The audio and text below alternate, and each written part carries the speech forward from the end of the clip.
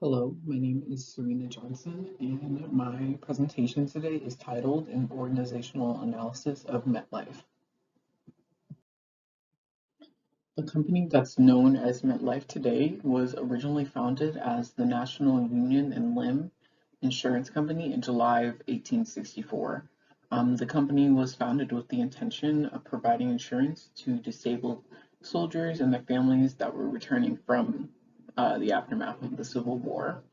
Now, this was pretty revolutionary at the time because if someone had a life crippling injury, there was really no way to go on and continue to support their family. So, despite the innovation that MedLife was doing at this time, the company was not immune to falling on hard times, and business was very up and down until about 1915 when MetLife went through the process of mutualization. And mutualization is the process of changing a firm's business structure from a joint stock company to a mutual structure where stockholders or customers own a majority of the shares. So that really helped them. And then from that point on, it was pretty much up. They started expanding into other countries uh, during the World War II time period.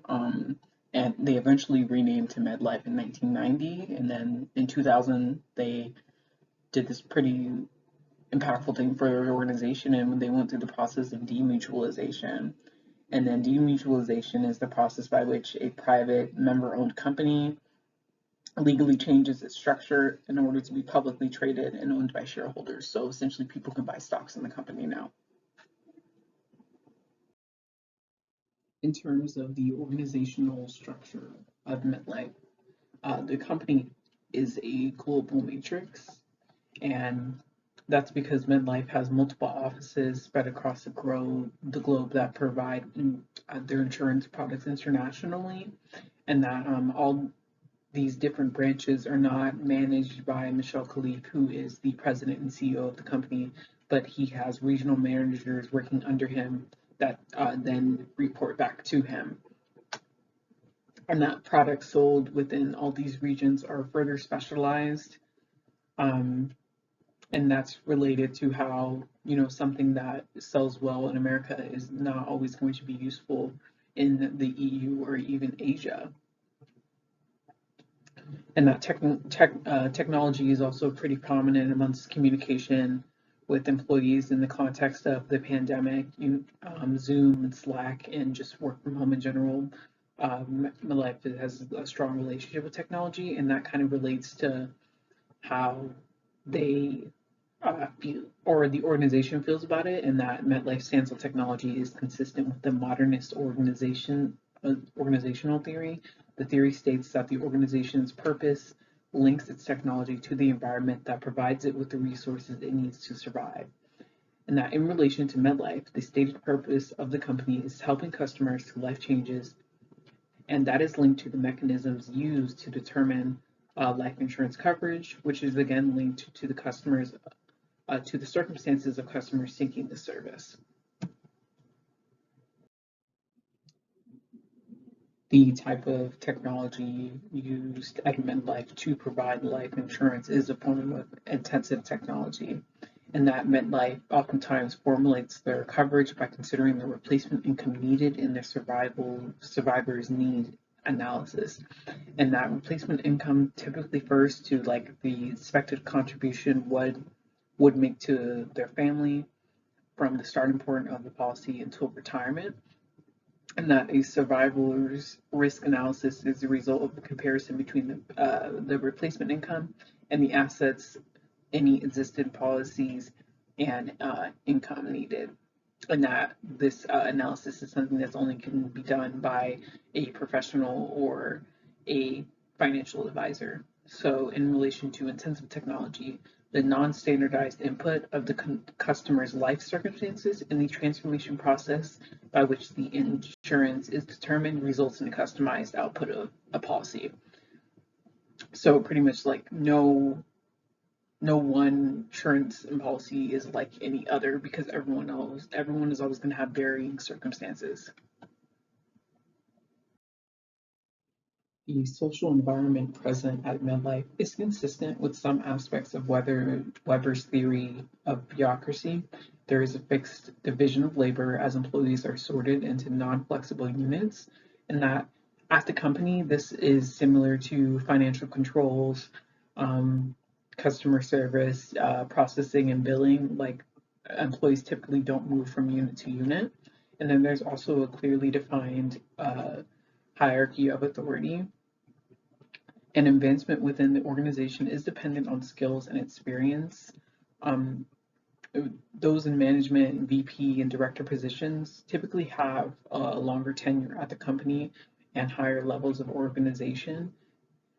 All employees are also compensated for their work monetarily, and that MedLife has also used cultural capital to increase their brand awareness for close to 30 years. The company used the characters from Peanut cartoons in their advertising at the MetLife Stadium. The Snoopy blimp would fly across during multiple sporting events to associate the characters with the insurance agency to increase awareness about their company and also customers. MetLife defines their organizational culture as focusing on the relationships between employer and employee and sharing a common vision aligned with the mission of the organization, and that this ideal is further promoted through the organizational artifacts. And the two most prominent ones are the My Voice and Wellness for Life programs, and that the My Voice program is a company-wide survey that is used to directly communicate the needs of the works to management, and the Wellness for Life program supports holistic healing for employees while reasserting the purpose of the organization. As I continue on with MetLife's organizational culture, the power structure within the company is consistent with the theories of cooperation. The theory states that as long as the objectives of the organization are met and the organization efficiently satisfies the motivations of its members, and cooperation will sustain the organization and ensure its survival. This theory in relation to MetLife manifests into mutual respect between the employees and management. The organization values their employees because they're working to achieve the organization's goals, and employees are rewarded through continuous recognition of the Above and Beyond Award and the Purpose Award. The last two awards are somewhat prestigious as uh, the winners are typically selected by their colleagues, and this is how the organization kind of keeps employee morale high and further motivates them to continue working for the company's goals. The pictures I have attached here are of the MetLife New York headquarters, and these are going to be used in my discussion of the organization's physical structure. And I've chosen the headquarters because it's probably the most important building that they have. MetLife has locations in 5 different countries, and these countries are the United States, Chinese, Hong Kong, Chile, and Japan.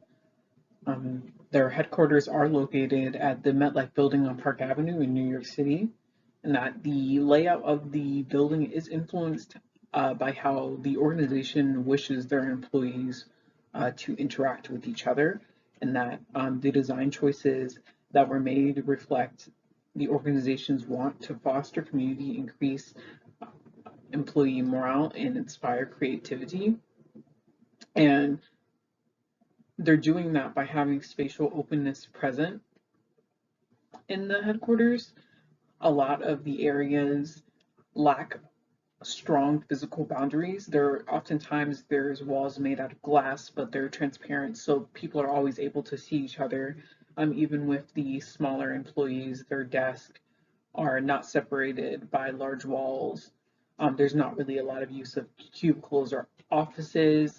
They try to make it a space where employees are not employees will wish to interact with each other. There are many great and impressive aspects of MetLife, but I think one that's at the forefront of their innovation is the Global Diversity, Equality, and Inclusion Council, and that it's essentially a group of 15 elected employees that have strong leadership skills and they're working to implement company-wide training that supports diversity and teaches about bias and allyship. And then outside of the traditional workplace, the MedLife Foundation is a nonprofit that was founded in 1976, and it's how the company distributes aid to the communities that the organization is a part of. MetLife pledged close to $30 million in grants to supporting small businesses that were affected by the COVID-19 pandemic in 2020, and they also funded food banks in the area where there were high density of MetLife employees. And that on an even grander scale, they pledged $500 million in impact investments by 2030, and that 25% of that fund is actually dedicated to combating climate change worldwide.